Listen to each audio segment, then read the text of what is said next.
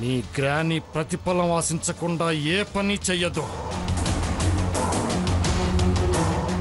అసలు నన్ను ఎందుకు విడిపించాలనుకుంటుందో, ప్రతిఫలం ఎందుకు ఇవ్వాలనుకుంటుందో నాకు బాగా తెలుసు. మీకు అవసరం అనిపిస్తే తప్ప మనుషులు మనుషులుగా కనిపించరు. అవసరం లేకపోతే పశువుల కన్నా హీనంగా చూస్తారు. కేసు విత్డ్రా చేసుకోమని 1,00,000 సార్లు మాట్లాడాను. వినలేదు, వినిపించుకోలేదు. నా వాటాతో అవసరం ఏర్పడింది కదూ. అర్జెంటుగా మీ వాటా షేర్స్ మా సొంతం కావాలి. అమౌంట్ చెప్తే మీ అకౌంట్లో వేస్తాం. Sorry mister Saket, you are so late.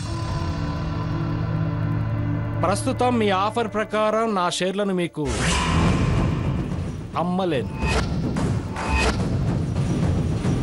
ఎందుకు లేటు చేశానన్నాను, అర్థం కాలేదా? లేదు, అవి అమ్మేశాను.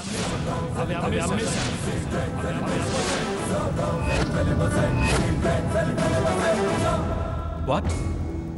అమ్మేశావా? ఎస్, నిజంగా అమ్మేశావా? శిక్ష అనుభవిస్తున్న వాడిని అబద్ధం ఆడాల్సిన అవసరం లేదు. పిచ్చి.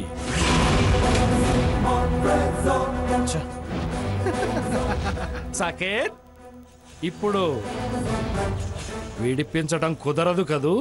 పోనీ ఎవరికి అమ్మావు? ఆ డీటెయిల్స్ నీకు చెప్పాల్సిన అవసరం నాకు లేదు. తెలుసుకోవాల్సిన అవసరం నాకుంది. నా దగ్గర నుంచి ఏ ఇన్ఫర్మేషన్ రాదు, నువ్వు వెళ్ళు.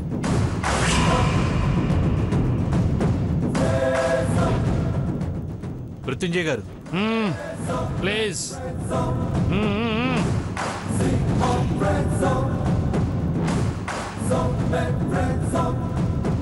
సరే, మళ్ళీ కలుస్తా. అవసరం వస్తుంది.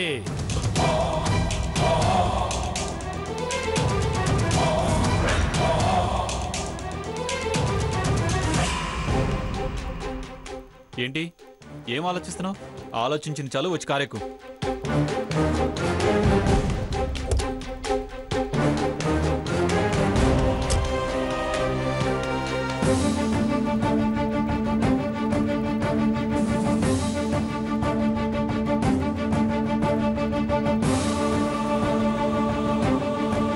గ్రాని, గ్రాని.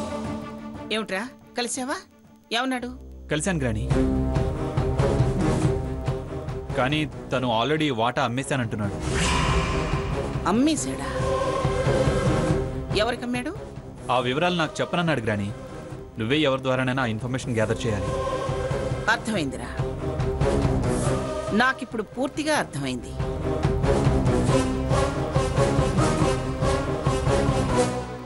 అతని వాటా ఎవరు కొన్నారో బాగా అర్థమైంది. ఎవరు గ్రాని? చెప్తానుండు.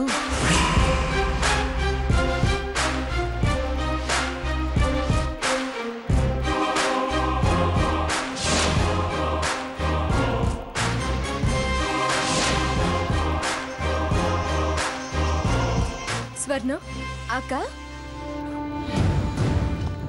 ఏంటక్క? ఏంటి, హాస్పిటల్కి వెళ్ళారు కదా, ఏమన్నారు? అసలు హాస్పిటల్కే వెళ్ళలేదు, అట్నుంచి డైరెక్ట్గా మళ్ళీ ఇంటికే తీసుకొచ్చాడు.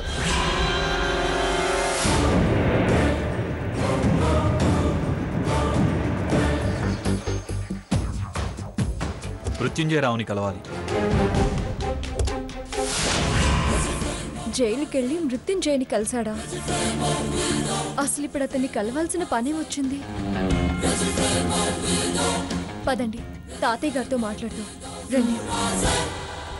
ఎవరు కొనుంటారంటావు గ్రాని? ఎవరో ఏమిట్రా, ఈ ముసలైనే అప్పని చేసి ఉంటారు.